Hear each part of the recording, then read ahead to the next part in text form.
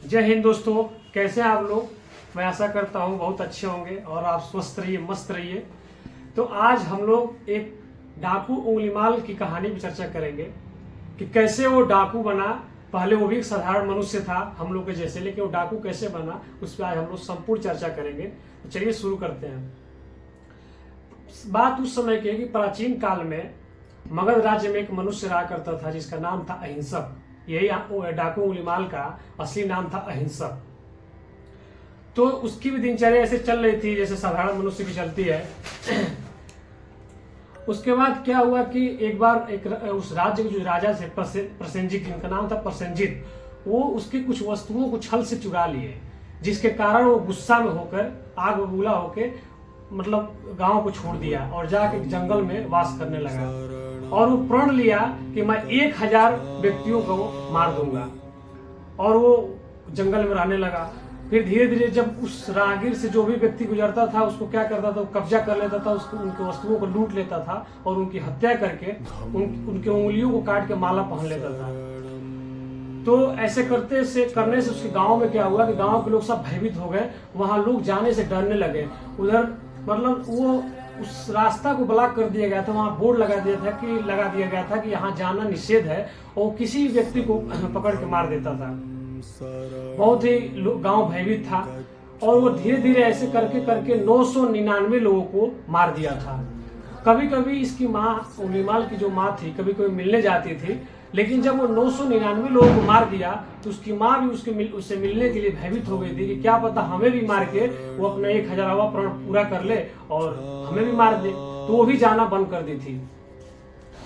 इसी तरह कुछ दिन चलता रहा, पूरा गांव भयभीत से डरा हुआ था। फिर एक बार क्या हुआ कि महात्मा बुद्ध उस गांव में प्रवेश किए अपने कुछ शिष्यों के साथ। फिर जिस दिन वो प्रवेश किए, शाम की समय थी, रात हो गया, तो बोले अपने शिष्यों से कि आज यहीं विश्राम किया जाए, कल कहीं प्रसादान किया जाएगा दूसरे गांव में। तो जब गौतम बुद्ध वहां विश्राम किए तो देखे कि गांव के लोग बहुत भयभीत हैं, बहुत डरे हुए हैं, बहुत सहमे हुए हैं। तो गांव के कुछ लोगों से उन्होंने पूछे कि क्या बात है, लोग क्यों इतने डरे हैं, क्यों भयभीत हैं। तो लोगों ने बताया कि यहाँ एक डाकू उंगलीमाल रहता है जो लोगों के वस्तुओं को लूट लेता है और उनकी हत्या करके उनकी उंगलियों को माला पहन लेता है। तो गौतम बुद्ध अपने शिष्यों से बोले कि अब उसे मुझे जरूरत है, कल हम लोग शीघ्र वहीं पर प्रस्थान करेंगे। तो शिष्य बहुत डर गए क्योंकि वो इतना खुखार डाकू था कि किसी को तनिक समय में ही मार देता था। और गांव के लोग भी बहुत मना करने लगे कि नहीं महाराज आप मत जाइएगा, वो बहुत ही खूंखार डाकू है, वो मार देगा आपको। बोले नहीं, अब तो अगर हमें अभी जानकारी नहीं थी तो मैं नहीं जाता, लेकिन अब मुझे जाना बहुत ही आवश्यक हो गया है। तो अगले दिन ही वो जाने के लिए प्रयत्न लिए। वो कुछ शिष्यों को अपने साथ ले जाने के लिए बोले, लेकिन कोई शिष्य तैयार नहीं हुए। तो खुद ही स्वयं अकेले ही गौतम बुद्ध जंगल की तरफ प्रस्थान किए जहां वो उंगलीमाल रहता था। जैसे जैसे वो आगे बढ़े, ये देखा कि कोई सन्यासी, कोई गेरुआ वस्त्र धारण किए कोई मनुष्य आ रहा है, कोई सन्यासी।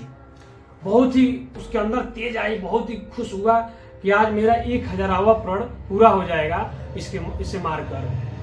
फिर जैसे जैसे बुद्ध करीब जाते गए, वो दौड़ा उधर से अपना, मतलब उसके अंदर इतनी गुस्सा करुणता भरा था। वो 999 लोगों को मार चुका था, उसके अंदर महाभारत के युद्ध से भी ज्यादा उसके हृदय में युद्ध छिड़ा, और दौड़ा इनके ओर और बोला, हे सन्यासी रुक जा। बोले गौतम बुद्ध बोले कि मैं तो 50 वर्ष पहले ही रुक गया, अब तू रुक जा। फिर उसके करीब गए धीरे धीरे, फिर वो धीरे धीरे पास बढ़ा। फिर बोले कि मैं तुम्हें मार दूंगा, तुम्हें डर नहीं लगता। बोले कि कायर व्यक्ति से मुझे डर नहीं लगता, तू तो एक कायर है। बोले, फिर और गुस्सा में बबूल हो गया। बोले एक काम मेरा कर दो, फिर मुझे तुम मार देना, मुझे कोई आपत्ति नहीं है। तुम जाओ एक पेड़ के 10 पत्तियों को काट के लाओ। तुरंत इतना वो जोश में रहता था, इतना उसके अंदर गुस्सा भरी रहती थी कि तुरंत गया पत्तियों को काटने निकल गया। तो गौतम बुद्ध मन मन मुस्कुराए कि बात तो मान रहा है। अगर कोई व्यक्ति किसी की बात मानता है तो गौतम बुद्ध मन मन मुस्कुराए, वो सोचे कि बात तो मान रहा है, इसके परिवर्तन होने के बहुत ही चांस है। क्योंकि कहा जाता है ना, अगर कोई व्यक्ति किसी व्यक्ति की बात मानता है तो उसके जीवन में परिवर्तन करने का बहुत ही आशा होता है। वो गया उंगलीमाल डाकू गया और 10 पत्तियों को तुरंत काट लाया। उसके बाद बोले कि इसको जोड़ दो।